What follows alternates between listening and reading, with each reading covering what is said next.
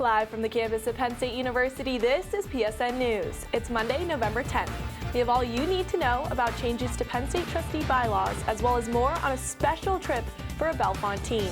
We also have the latest information on flight cancellations across the country, along with sports, entertainment, and an interview. Stay tuned.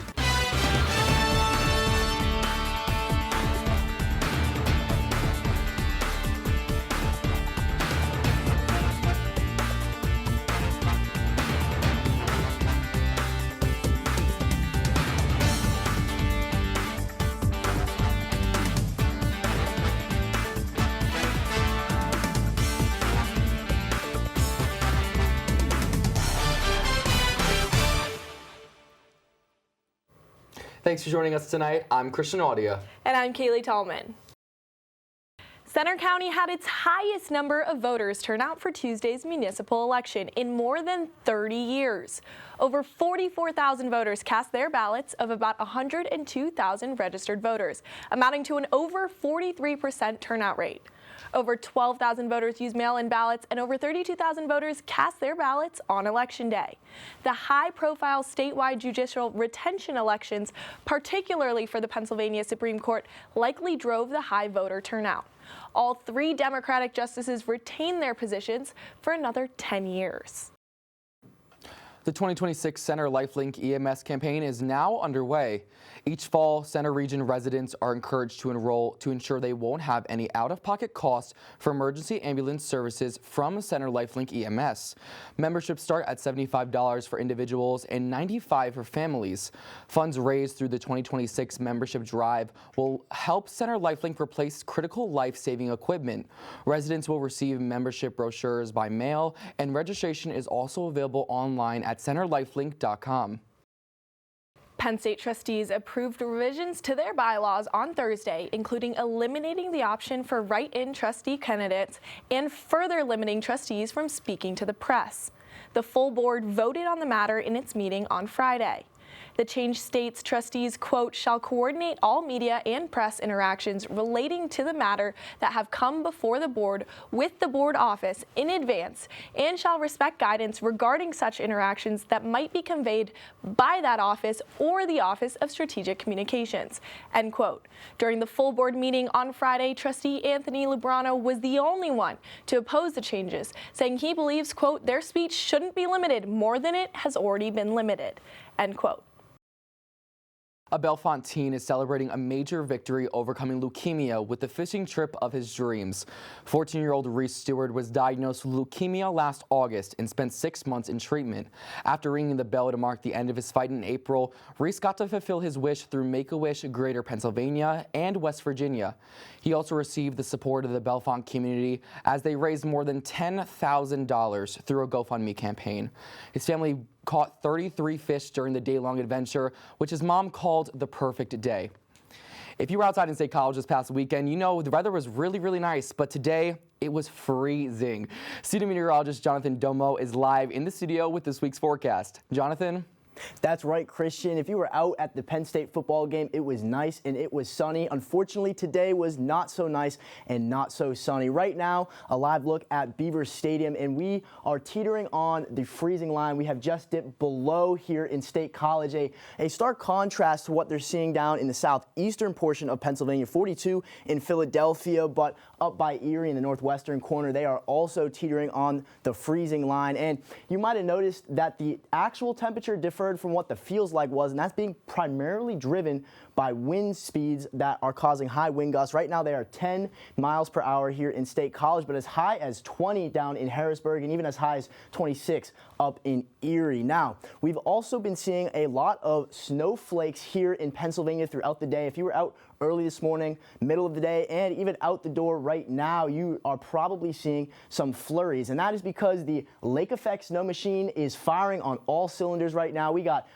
lake effect snow coming from Michigan, Superior, Ontario, Huron, and most importantly, Lake Erie here. That's what's causing the snow that we are seeing right now. And it's primarily causing havoc in the northwestern portions of Pennsylvania as well as western New York. They are under a lake effect snow advisory right now, which is causing delays in traffic and perilous road conditions. Now, how is the rest of the evening and tomorrow going to shape up? Well, we'll have snow showers throughout the night here, and by 8 a.m. tomorrow morning, we are looking a little bit dry right now in terms of snow. Most of that snow activity will be to the north of us, but as the day goes on, we'll be seeing some flurries throughout the day. After lunchtime is when we see the snow really start to subside, and we'll be ending off the day snow-free, but there will still be clouds in play. And as we move through into Wednesday, early Wednesday morning, that's when the snow starts to pick back up. But as temperatures begin to rise as we end the week, you'll see there's a lot more green than there is blue, and that's because the lake effect precipitation type will switch to rain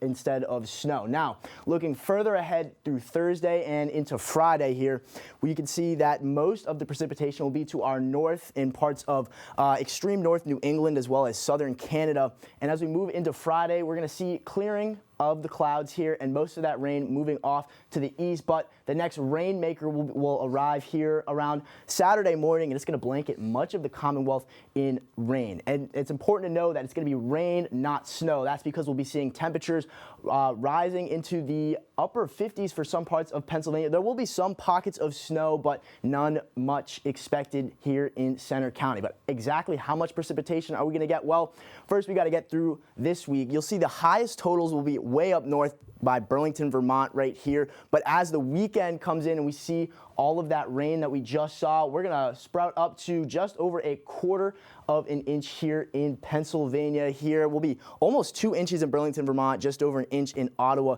Canada. It'll be pretty significant, but the majority of this accumulation will be rain and not snow. So unfortunately, there'll be no snow days on Monday. Now, how's the rest of this evening going to shape up? Well, we're right now sitting at 30, and we're going to plunge down below 30, down to 28 come 1 a.m., and that will only further decrease as the early morning goes on. And here's the forecast for tonight: 26 degrees, mostly cloudy. That wind howling 15 miles per hour out of the west with those snow showers continuing.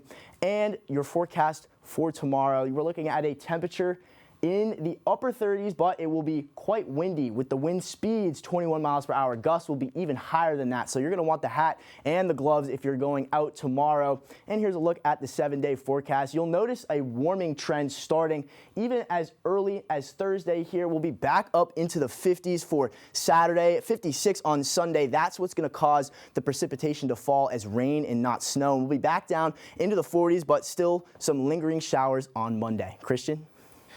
Thanks, Jonathan. Now over to Kennedy with the latest in the world of sports.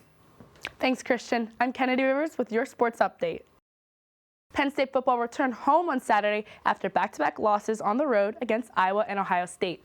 This was interim head coach Terry Smith and quarterback Ethan Grunkemeier's first game at home since stepping into their new role. Before the game, the Nittany Lions were 15-2 in matchup history against the Hoosiers, and Indiana has never beat Penn State at Beaver Stadium. However, things change after Indiana picks up a nail-biting win 27-24. The Nittany Lions go on the road to face against Michigan State on Saturday at 3:30. Men's basketball is off to a hot 2-0 start to the 2025 season. On Saturday, they hit the road to face off against New Haven. This is the first time these two teams have faced off. The score was 41-21 coming out of the half, and the Nittany Lions gained even more momentum from back-to-back three-pointers from Josh Reed and Eli Rice. With an 87-43 victory, Penn State earned the largest road victory in 50 years. Men's basketball will host Navy tomorrow night at 6:30 in the BJC. The Cleveland Guardians pitcher Emmanuel Clase and Luis Ortiz are facing some legal trouble. Both were charged with fraud, conspiracy, and bribery, and the indictment accuses them of betting schemes that scheme back to May of 2023. Each intentional pitch ranged from $5,000 to $7,000, letting the gamblers win hundreds of thousands of dollars. Ortiz has been arrested as of Sunday morning and will show up in courts, while Clase is still at large. If convicted, both could face up to 65 years in jail. The New York Giants fired their head coach Brian Daboll this morning after a 2-8 start to the 2025 season. In 2022, Daboll won the NFL Coach of the Year after his first season with the New York Giants and took them to the playoffs, but haven't made back to the playoffs since then. Daboll's firing came after the Giants' tendency to blow the late game leads and being on 0-6 on the road. Offensive coordinator and former assistant head coach Mike Kafka will serve as the Giants' interim head coach for the last 8 weeks. That's all for your sports update. After the break, Anna Knight has the latest in the world of entertainment. Stay tuned.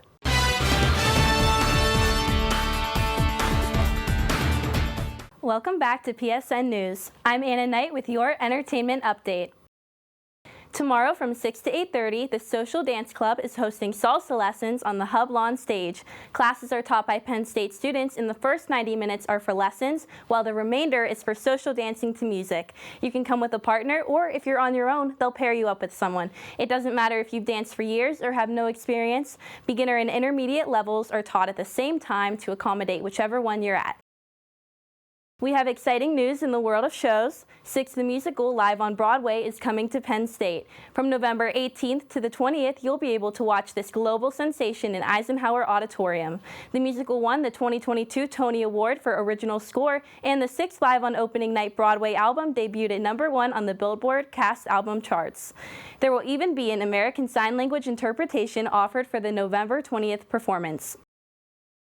Say goodbye to Oof Boof Ipik On and hello to Bubba's. Reporter Carly Marnich checked out the new State College restaurant. Carly? Thanks, Anna. An iconic diner location on South Garner Street in State College has been restored and just opened as Bubba's Egg Steaks and Shakes. We visited the new restaurant to catch a glimpse and hear from the owner. Let's take a look. If you're looking for breakfast, lunch, or even dinner, Bubba's Egg Steaks and Shakes has just recently opened on 131 South Garner Street in downtown State College. This historic diner location dates back to 1987, where it started as Baby's Burgers and Shakes, and later moved on in 2022 to become a French-inspired diner before closing this past summer. Owner and head chef of Bubba's, Brian Stroh, went to the diner 3 days after reading about the closure in the Center Daily Times. Stroh has been in the restaurant industry for 15 years, where he previously operated Daily Grind Coffee Company in Altoona. He's certainly no stranger to the Penn State community because he says he loved visiting State College as a kid. Now he's restoring a town classic into a family-owned business, and customers are already loving it. Today I got the breakfast spread. Back home, I usually go to the diners in Jersey, and they have good breakfast spreads, and I thought this compares really well. Bubba serves the perfect classic breakfast with eggs and omelets, along with specialty items like French toast, flavored pancakes, and chicken and waffles. They're starting their hours at 7 a.m. to 8 p.m. daily, so be sure to check it out if you're feeling hungry and in the State College area. It'll certainly be exciting to see how Bubba's continues to grow and serve amazing food to the Penn State community. Back to you, Anna. Thanks, Carly. In national news, the 2025 Rock and Roll Hall of Fame ceremony took place this past weekend at 8 p.m. in the Peacock Theater in LA. The inductees included artists like Salt-N-Pepa, Outkast, Cyndi Lauper, and White Stripes. In addition to the inductees, there were also several performances from musicians across genres, including Avril Lavigne, Chappell Roan, and Elton John. If you didn't get the chance to watch, the whole ceremony was streamed live on Disney+, so you can catch some of your favorite artist performances. The 2026 Grammy nominations came out this past Friday. They are led by Los Angeles rapper Kendrick Lamar with 9 Grammy nominations. This isn't the first time he's achieved something like this. Earlier this year, he took home more golden gramophones than any other artist. The 68th Annual Grammy Awards will be held on February 1st, 2026, and competition for the top awards will also include Lady Gaga, Sabrina Carpenter, and Bad Bunny. Stay tuned to see if your favorite artists will win. That's all for your entertainment update. Coming up next, interview anchor Quinn O'Leary will be speaking with Joey Horinsky, a student filmmaker. Stay tuned.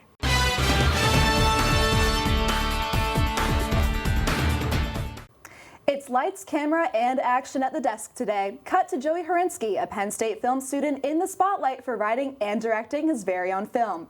Joey, welcome to PSN News. I'm excited to speak with you today. So to begin, how did you get interested in film in the first place? I kind of just always knew I wanted to be in film since I was like 7 years old or something. It was just kind of the only thing that ever really spoke to me. So, I couldn't see myself doing anything else, and I'm glad that's what I'm pursuing. That's cool that you got interested in it at such a young age. Yeah. And obviously you're here at Penn State taking the next step in your career. What's your experience been like with the film program so far? The program last year to this year, it's increased greatly. It's a lot better. They got in a bunch of new professors. They got us a bunch of new equipment. The only real issue with the program is that it starts your junior year. So you're cramming a lot in. And because Penn State's kind of designed for students that come here not really knowing what they want to do, a lot of the students that come here like knowing they want to be in film are suffering because of that. But otherwise, it's been really great. The professors are great. It's, each class is great, and they're taking steps to make it better. So it's been a lot more enjoyable this year. That's great. And I think even though you have to wait a little bit, it seems like you've been able to jump in, head first and really do some amazing things so far, right? Yeah, oh, totally. Yeah. So can you walk us through what the full process of filmmaking looks like before something even hits the big screen? Because I'm sure a lot of us don't even know. So basically we start out with you pitch an idea, you pitch it to, like at least here, you pitch in your class to the professor. You start writing a script for it. Once that's done, you reach out to crew, to cast, put out like casting calls through websites and stuff, and then you gather everyone together, you find a location, and you just shoot the thing. Wow, so obviously a long process, but to create a really good final product. So you just wrote and directed a film for class here at Penn State, which was selected by your professor to move to final production. Can you give us a synopsis of your film called From Above? So the film takes place in like rural Pennsylvania, rural Appalachia, like just poor, small town America. And basically it's about this town, and randomly one day these lights appear in the sky, and they're not doing anything, they're just kind of there. And yet the fear of whatever they could be kind of drives the people in the town crazy. It makes them scared. So the whole film is basically one town hall meeting in a church talking about what they should do. And everyone, out of their own fear and insecurity, kind of turns on each other. And it escalates beyond just like the main factor, as the lights.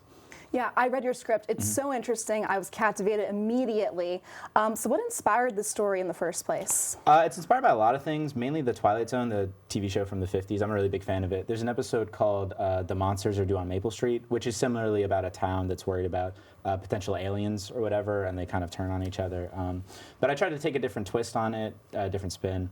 It's also just kind of inspired by like films of the 80s, like the Spielberg like alien movies, Close Encounters of the Third Kind, E.T., stuff like that. Awesome. And so what do you hope the viewers will take away from this project? I read it. I definitely took some themes away. So what do you hope everyone else takes away? Well, it's kind of about like the political divide in America. It's what certain political ideologies have done to small town America and how that's kind of driven everyone against each other. So I hope people look at that and they take that away. I also hope people just have a good time watching it. We're entertainers at the end of the day, everyone I work with. So that's really what we're trying to do, is entertain people. Absolutely. And from my understanding, you had some actors come from some faraway places to contribute to your film. Can you talk about that a little bit? Yeah, so when we were casting, here in State College, it's very difficult to find people, like professional actors or whatever. So I sent out a call on this website called Backstage, and it went out to Pittsburgh, to Philly. I had people audition from New York and DC, and I had a guy audition from Florida. I know. Yeah, but all these people auditioned, and I picked the best ones, and luckily they were all willing to drive out. They were all willing to just kind of do it for love of the game. It's a student film. Everyone's unpaid. But yeah, they were really great, the cast I had. I'm just so amazed because it's a student film, but obviously still a very professional process to get to the final product. So what would you say were the biggest victories of the day and also the biggest challenges? Well, for starters, like even before that, finding a location was very difficult. I mean, there's 100 churches around here, but it was really difficult to find one that would let us film there. I'd say the biggest challenge was we were on such a time constraint, so trying to get everything done, or like the knowledge that I have to get everything done today, was weighing on me. But I had such a great crew. My cinematographer, Jake Doherty, my assistant director, Bree Starling, my producer, Barrett Moynihan. Everyone was really locked in on what we needed to do, and we got through the entire scene in one day. Yeah, it was just great. It was a lot of fun. The set was a lot of fun. We were efficient. We moved well. It was a great time. That's great. So what existing films have inspired your professional journey thus far? I'd say mostly the works of like Steven Spielberg. I'm really a big fan of the way he combines like heart and action and sci-fi in a lot of his movies. The movie Boyhood, it's a really great movie by Richard Linklater. And Ferris Bueller's Day Off. Oh, and Back to the Future. That's a great one. Very great picks, obviously. I'm surprised you're not wearing the life vest. No, the big one. Yes. Yeah. So I want to go back to a previous point. So your film got selected out of a number of films that were submitted in your class. Can you walk me through that? What that process is like? So basically, it's Com 338. It's it's just narrative production. Basically, everyone goes in on one day, and you all pitch a certain project or an idea you have, and then the class votes on their top 4 favorites, and those 4 are chosen. And then after that, everyone in the class applies for which project they want to work on, what position they want, And then that's how you get your main crew. Outside of that, you have to send out a crew call. So I had a bunch of younger students and people even in different majors like broadcast journalism work on my project. It was really nice. Awesome. Well, a little fun way to close this out. What's a movie that everyone else loves that you hate? I don't know if there's a movie that everyone loves that I hate. And I don't know if I don't like hate these movies, but I don't think the Harry Potter movies are all that good. After the first one's great, but after that, it's kind of like iffy. Oh, you heard it here first, folks. Well, Joey, thank you so much for joining us today and telling us more about your experience as a student filmmaker. Now, stick around because coming up next, Cailey and Christian will have the latest news from across the nation.